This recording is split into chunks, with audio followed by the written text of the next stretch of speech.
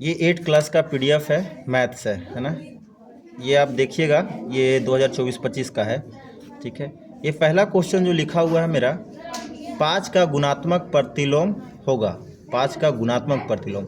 अब जहाँ भी गुणात्मक बोल दे वहाँ पे बट्टा काम करे। जैसे कि 5/1 होता है, इसको पलट देंगे तो 1/5 होगा, और यही मेरा आंसर होगा। यहाँ पे देखें, ये डी में लिखा हुआ है।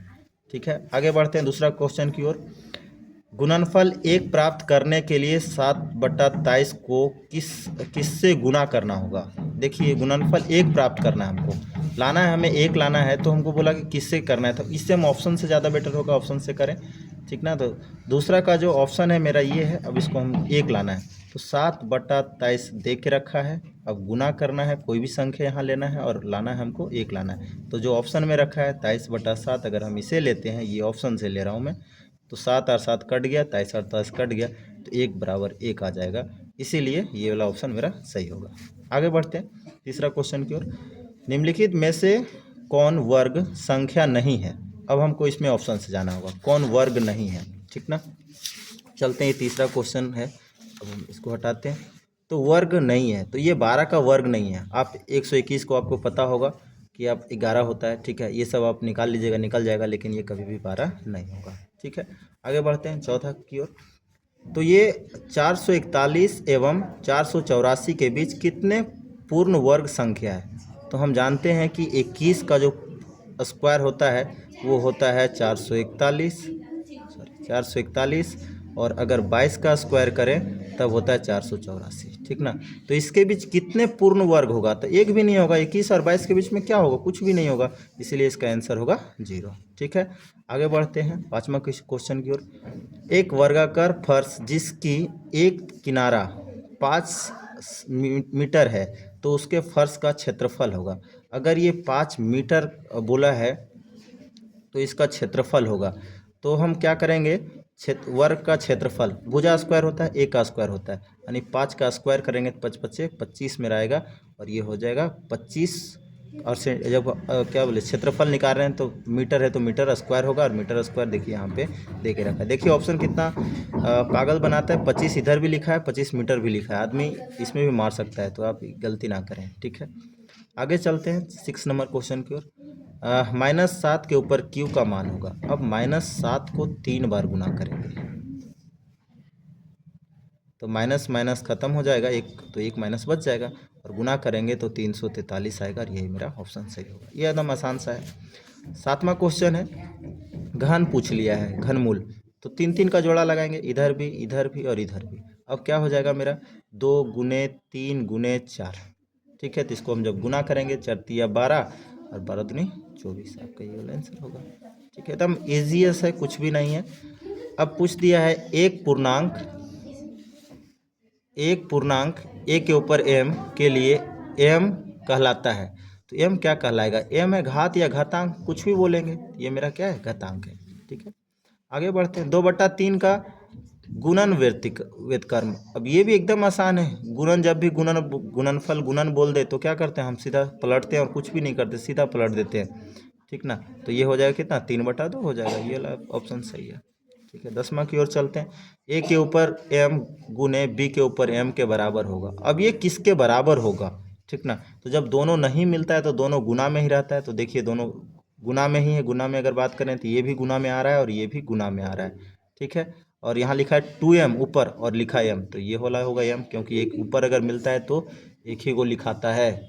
ठीक ना, एक ही को लिखाता है।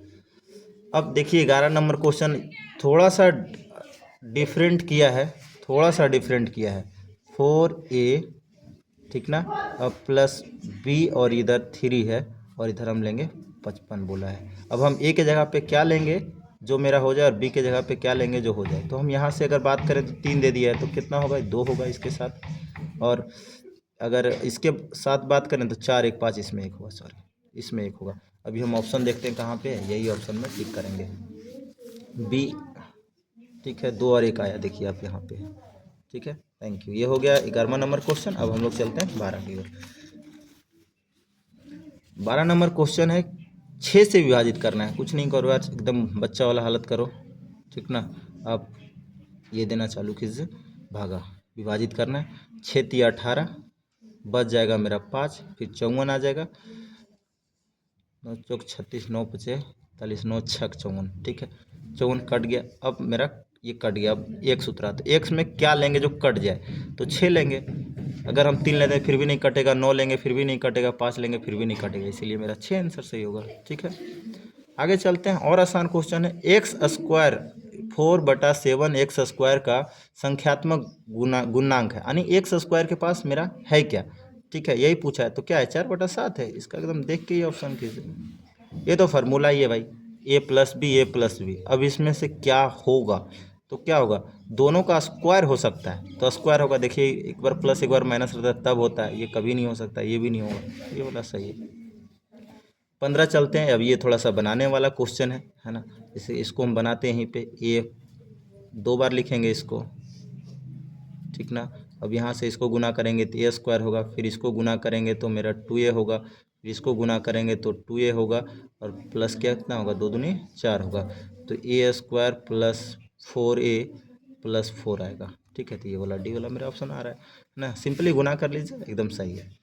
आगे बढ़ते हैं, लिखा है 5a² b का सर्वगुणनखंडन होगा। सर्वगुणनखंडन मतलब इसको पूरा तोड़ के लिखना है, देखिए 5 लिख दिया है, ठीक ना, फिर a 2 बार लिखा है और फिर b लिखा है, एकदम सही है, यही वाला है। अगर इसमें बात करें तो पूरा तोड़ा नहीं, a² छोड़ दिया, इसमें b² कहाँ से लिया है पता नहीं, इसमें तो b ही छोड़ दिया है, इसलिए होगा, ठीक है। आगे बढ़ते हैं, 17 बिल्कुल आसान सा क्वेश्चन है, बनाने की ओर नहीं जाना है आपको, इसका देखना है कि ये प्लस में ही है, यहाँ ब्रैकेट छोड़ा हुआ है क्वेश्चन में, ठीक ना। अगर बात करें तो दोनों प्लस में ही है, और जब प्लस में रहता है तो सिर्फ जब भी बनाएंगे तो प्लस में ही होगा। अगर देखते हैं इसकी बात तो प्लस में है, इसमें देखिए माइनस आ गया, इसमें माइनस आ गया और इसमें माइनस आ गया, तो जो प्लस है सिर्फ और सिर्फ यही है, ठीक ना।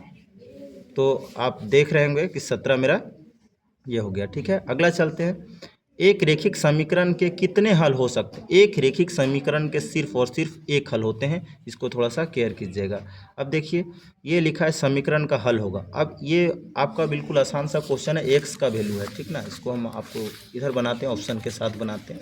देखिएगा अगर लिखा है मेरा 5x + 7 = 2x + 8, तो इसको हम करें 5x - 2x = 8 - 7, ठीक ना। इसको करते हैं 3x बराबर, इधर हो जाएगा मेरा 1, तो x बराबर कितना होगा 1/3। अब 1/3 हम ढूंढते हैं, ऑप्शन में देखिएगा ये सही है, ठीक है। अब आगे बढ़ते हैं, 20वां क्वेश्चन की ओर बढ़ते हैं, ठीक है। 20वां क्वेश्चन की ओर बढ़ते हैं हम लोग। 50 आमों के समूह में 40% आम पके हुए हैं, ठीक है। अब 50 आम था, इसमें 40% पका है, और पक्का का ही पूछ लिया है, तो बस 100 नीचे, 1 0 से 1 0, 1 0 से 1 0 उड़ा दीजिए, 5 चौक 20, आपका 20 आंसर होगा, देख लीजिए, ठीक ना। आगे बढ़ते हैं, बट्टा प्रतिशत, यानी बट्टा किस पे, यानी छूट किस पे दिया जाता है, तो अंकित मूल्य लिखा रहता है उस पर, उसी पे छूट दिया जाता है, इसकी और ये आसान क्वेश्चन है। अब चलते हैं हम लोग 22वां की ओर, x/y = k में k को कहते हैं। अब जो k को कहते हैं तो k का जो होता है वो स्थिरांक रहता है, k का मतलब होता है स्थिरांक, तो इस पर आप टिक कीजिएगा। यदि x और y दोनों प्रतिलोम अनुपात में हो, दोनों प्रतिलोम अनुपात में हो, तो इसका जो होगा, अगर प्रतिलोम होता है तो दोनों क्या होता है, गुना में रहता है, x y क्या होता है, गुना में होता है, और k तो स्थिरांक है, ठीक है। आगे बढ़ते हैं, यदि किसी चतुर्भुज के 3 कोनों में से प्रत्येक कोण 90 के बराबर है तो चौथा कोण होगा। बिल्कुल अच्छी सी बात बोला भाई, यहाँ से देखिए 3 कोण दे दिया, ये भी 90, ये भी 90 और ये भी 90, अब इसका पूछ लिया, तो ये तो एकदम आसान सा है कि ax + 3 × 90 हुआ तो 270 हो जाएगा, बराबर चारों कोणों का जो योग होता है वो 360 डिग्री होता है। x बराबर कितना, 360 - 270, अब ये घटाएंगे तो 90 होगा मेरा, ठीक ना। और ये सभी जान रहे हैं, सब 90 होता है तो 90 ही होता है, उतनी करने की जरूरत नहीं है, तो इसलिए डी आपका ऑप्शन सही होगा। आगे चलते हैं, निम्न में से किस चतुर्भुज के लिए विकर्ण बराबर होते हैं, तो हम अभी कल ही परसों इसको पढ़ा रहे थे कि आपका क्या होगा, आयत होगा या तो वर्ग होगा, विकर्ण उसी का बराबर होता है, ठीक है। 25 क्वेश्चन हुआ, 26वां की ओर चलते हैं। आपका 26 क्वेश्चन की ओर हम मूवमेंट करते हैं। किसी पटभुज के कोनों का योग कितना होता है, ये होता है 572 होता है, कितना होता है, 572 होता है। निम्न में से किस से एक बहुफलकी नहीं हो बनेगा, तो बहुफलकी नहीं बनेगा। तो ये देखिए विषम आ रहा है 3, है ना, इसीलिए इसका नहीं बनेगा। किस त्रिविमीय आकार में शीर्ष नहीं होता है? अब शीर्ष नहीं होता तो सब में शीर्ष होगा, बट जो गोला होता है उसमें शीर्ष नहीं पाया जाता है, यानी कोना नहीं रहता है भाई लोग। ठीक है, आगे बढ़ते हैं।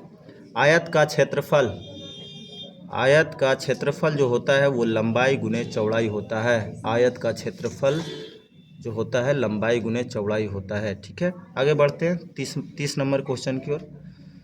वर्ग की एक भुजा की लंबाई 25 सेंटीमीटर है, तो इसका परिमाप होगा।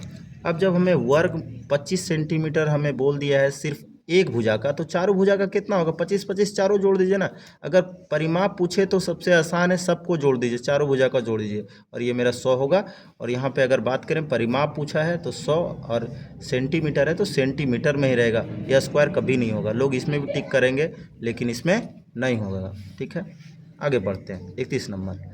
वैसी आकृति जिसकी 3 विमाएँ होती है कैसी आकृति होती है? ये 3 है तो त्रिविमीय होगा, एकदम सीधी सी बात। ठीक है, 31 नंबर हो गया है। अब हम लोग आगे बढ़ते हैं 32 नंबर क्वेश्चन की ओर। एक्स भुज वाले घन का पृष्ठीय क्षेत्रफल।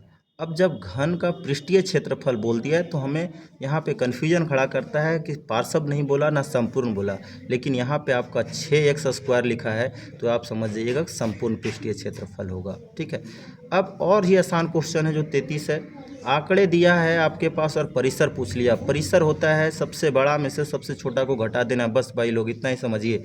तो सबसे बड़ा अगर बात किया जाए तो मेरा जो है 15 आपको दिख रहा होगा, 15 है, और सबसे छोटा जो है वो मेरे पास 1 मौजूद है। दोनों को अगर घटा देंगे तो ये 14 बचेगा और ये मेरा 14 आंसर सही है। ठीक है, अब ये क्वेश्चन बहुत इम्पोर्टेंट है और ये आपको ऐसा है कि एग्ज़ाम के दृष्टिकोण से मैं इस क्वेश्चन को वीवीआई करता हूँ, इसको आप एक बार देखिएगा। लिखा है एक्स अक्ष के 3 इकाई के दूर। अब अगर दूर की बात की जाए तो ये मेरा y हो गया, जो 3 था ये मेरा y हो गया क्योंकि x से दूर है, और y से 6 इकाई दूर, ये मेरा क्या हो गया? x हो गया। तो पहले मेरा x लिखाता है और फिर मेरा y लिखाता है, तो x में मेरा 6 हो जाएगा और y में मेरा 3 हो जाएगा। जैसे कि x यहाँ पे x लिए थे हम लोग और y में 3 लिए थे। देखिए यही वाला आंसर आपका डी आंसर सही होगा। ठीक है, अब ये बहुत ही आसान सा क्वेश्चन है। 0.0081 का वर्गमूल होगा। अब हम जानते हैं इसका जो वर्गमूल होगा वो होगा 9 का स्क्वायर करेंगे तो 81 आएगा, और 2 अंक है तो यहाँ 1 अंक बचेगा। ठीक है, तो हम मेरा ये वाला ऑप्शन सही होगा, आप निकाल लीजिएगा इसको, ये आपके लिए छोड़ के रखता हूँ। ठीक है, 2 क्रमागत वर्ग की संख्या के बीच कितनी पूर्ण वर्ग संख्या होगा? अब अगर 2 क्रमागत बोल दिया, जैसे मान लीजिए 2 का वर्ग बोलेगा तो 2 का वर्ग 4 होगा, 3 का वर्ग 9 होगा। अब इसके बीच और कितने होगा? तो नहीं होगा भाई, इसके बीच एक भी नहीं होगा, इसीलिए क्या चीज़? 0। ठीक ना, आगे बढ़ते हैं, हल्ला नहीं कीजिएगा। किस विकल्प में 2/3, 11/15, 5/12 के आरोही क्रम में है? जब हम ये आपको सिखा रहे होंगे तब हम आपको एलसीएम करने के लिए बता रहे होंगे। ठीक है, तो नीचे देखिए 3 है, 15 है और 12 है, इसका एलसीएम जो आएगा वो आएगा 60। ठीक ना, अब हम 3 का पढ़ेंगे, जो ये आएगा तो कितना? 15 तिया 45, 20 तिया 60, 20 आएगा तो 20 दूनी 40 हो जाएगा मेरा यहाँ पे।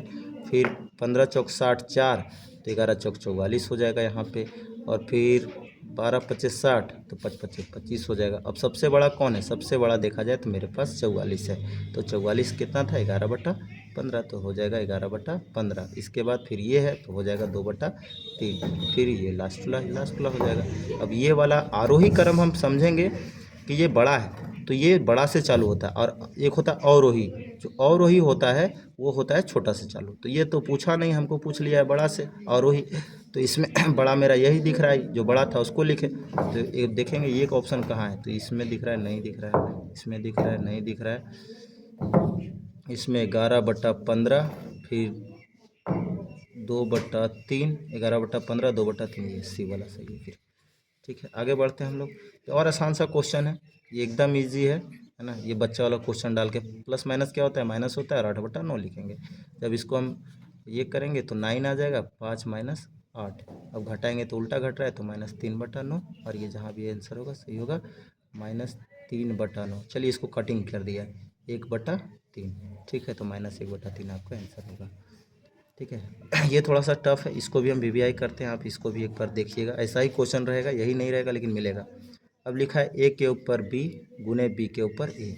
ठीक है, तो -1 और ऊपर 2 गुने, फिर यहाँ 2 -1। ठीक है, तो इसको एक ही आ जाएगा ये, और ये गुना में रहेगा। और इसको जब पलटते हैं, क्योंकि माइनस से प्लस मिलाना होता है, तो 1/2 आता है, और जब गुना करेंगे तो 1/2 आएगा। ये आपका देखिए पहला आंसर है। ठीक है, 39 नंबर क्लियर हो गया। अब चलते हैं 40 बहुत ही आसान क्वेश्चन है। 120 के कोण को कहते हैं, तो 120 जो कोण होता है उसको हम क्या कहते हैं? तो अधिक कोण कहते हैं। 90 को सम कोण, 90 से नीचे तो न्यून कोण, और 90 से अधिक तो अधिक कोण। ठीक है, अब रामानुज क्या है, कौन है? तो ये वैज्ञानिक है और ये गणितज्ञ है। ठीक है, अब संख्या ए बी सी के लिए कौन सा सही है? अब A B C, A plus B plus C, ठीक है, ये लिखा जाता है। अब इकाई में 1 से, दहाई में किस से? 100 से, और सैकड़ा में 3 गो होगा।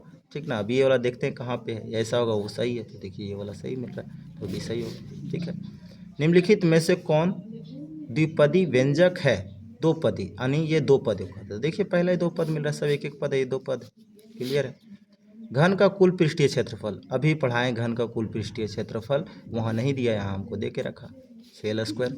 ठीक है, निम्नलिखित में धनात्मक परिमेय, धनात्मक यानी जो प्लस में, तो ये भी है, ये भी है, ये माइनस में, ये माइनस में, लेकिन ये माइनस माइनस काट के धनात्मक कर सकता था, लेकिन नहीं करके एक दे दिया अलग से ऑप्शन, तो अलग वाला मार लेंगे। ठीक है, आगे पढ़ते हैं 46 नंबर क्वेश्चन। देखिए क्वेश्चन ये घनमूल है। अब घनमूल आप कुछ मत कीजिए, ऑप्शन मेरा ये वाला है। अब इससे क्या करना है, 3 बार गुना कर दीजिए। ठीक है, हम आपको ट्रिक बताते हैं कि कैसे होता है। देखिए अगर सिर्फ पहला अंक देखें तो 2 दूनी 4 और 4 दूनी 8, ये टोटल 8 नीचे, मतलब क्या बोला जाए, आखिरी में 8 रहेगा। अब 3 से कर लीजिए, 8 नहीं आएगा, 5 कीजिए नहीं आएगा, 6 भी करेंगे 8 नहीं आएगा। ठीक है, और 3 अंक के बाद दशमलव भी है, तो 3 अंक के बाद आपको यहाँ पे दशमलव भी दिख रहा है, इसीलिए ऑप्शन मेरा पहला सही। देखिए ये क्वेश्चन थोड़ा सा रॉन्ग करके रखा है ना, ऑप्शन कुछ दिया है बट ये होगा नहीं। ठीक ना, तो इसको आप सुधारिएगा। अगर ये ऐसा बोले तो सिर्फ और सिर्फ -1 होगा, और जो मेरा ऑप्शन नहीं है। ठीक ना, ये आप देख लीजिएगा एक बार, क्योंकि इसमें हमें ऑप्शन समझ में नहीं आ रहा है, क्वेश्चन ही रॉन्ग किया है। ठीक है, अब देख सकते हैं। चलिए अब हम चलेंगे 48। 0.25 का वर्गमूल होगा, तो 0.5 होगा, एकदम ईजी है, आप लोग वर्गमूल तो सीखे होंगे। अब है